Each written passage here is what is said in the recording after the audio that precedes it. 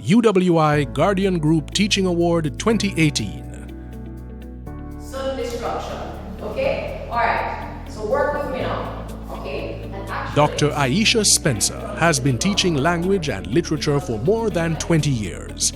She is the founder and director of Talk the Poem, Jamaica's first national poetry recitation competition for secondary school students. This is a testament to her passion for finding innovative material and alternative forms of literary pedagogy to help young people connect with and enjoy all genres of literature, specifically poetry. Dr. Spencer is currently a lecturer in language and literature education at the School of Education located in the Faculty of Humanities and Education. She is the associate editor for the Journal of Education and Development in the Caribbean and assistant chief examiner for the CXC Cape Literatures in English examination. Dr. Spencer was born to teach. She knew this from as early as 6 years old. This set her on a path to teaching excellence, as she is the recipient of this year's UWI Guardian Group Premium Teaching Award. I got into teaching. I think there is a mixture of some genetics as well as just a desire that was born from the very beginning. I have two grandmothers who were educators, and I think somehow on both sides of the family that blood went straight through my veins. And I also have always had, I think, a desire to teach. I can't honestly remember a moment in time where that was not my desire. When I started teaching, actually, I remember teaching a group of girls, 45 students. At the time, I would have been in my early 20s. And as far as I was concerned, I can teach. There's nothing I can't handle. I engage with young people all the time. And I went in there, and the bottom line is I spent hours lecturing on a particular text. And the girls were good. They were quite excited and engaged in discussion. But I think what happened to me is a student teacher from Teachers College came to observe me. And at the end, I asked her to see her paper. And when I looked at 3/4 of the criteria, I was failing miserably. There was no engagement, yet I thought I was engaging my students because of my personality. And my life turned around, I think, or my teaching strategy, my style, turned around as of that point. And I recognized that there's a lot to learn. She believes in student-centered learning and getting to know her students on a deeper level in an effort to discover the best way to engage them. I think it's a matter of very simple things. Eye contact, speaking to a student after class, maintaining communication through email, causing students to speak during lectures. I have a 3-hour lecture. There's no way I can be speaking for the entire time. The average human is going to tune out in 10-15 minutes. Asking a question and watching them struggle with that question and getting them to understand that actually the tentativeness of that moment is perfectly okay, that I did not come to where I am because I knew everything and did everything perfectly, and allowing them to engage with me in that way. So even if I do not get to speak to every single student in every single class or session that we have, they would have all come out with the same experience of that level of engagement and interaction. What makes Aisha a great teacher? People sometimes think that great teachers are born. Others believe that they are made.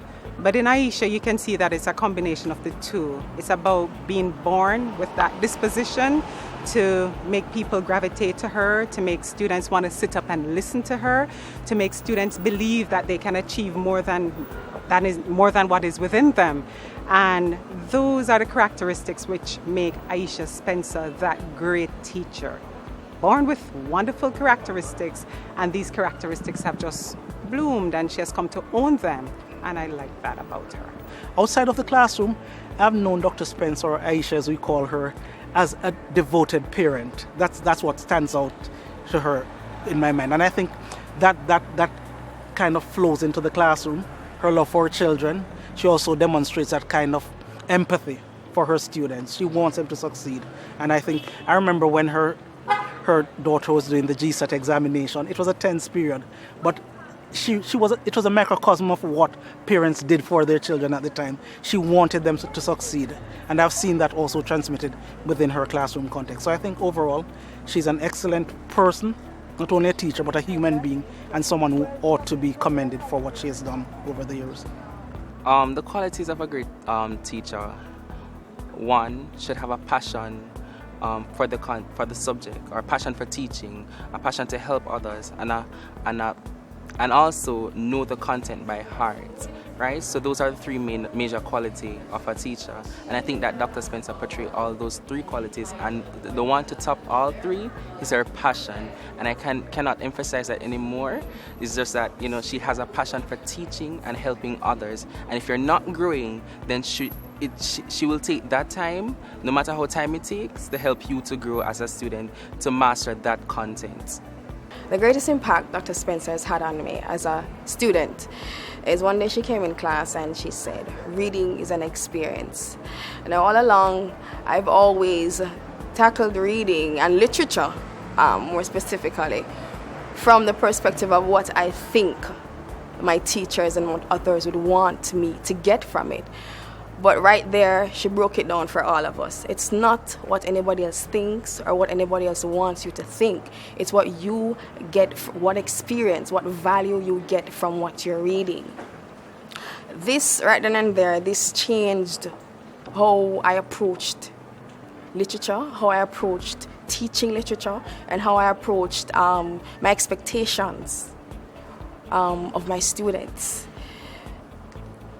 She always says, and every time I take up a book, every time I create a lesson for literature, I always remember Dr. Spencer saying, it's not about the text, it's about the experience and what the child can take from the text.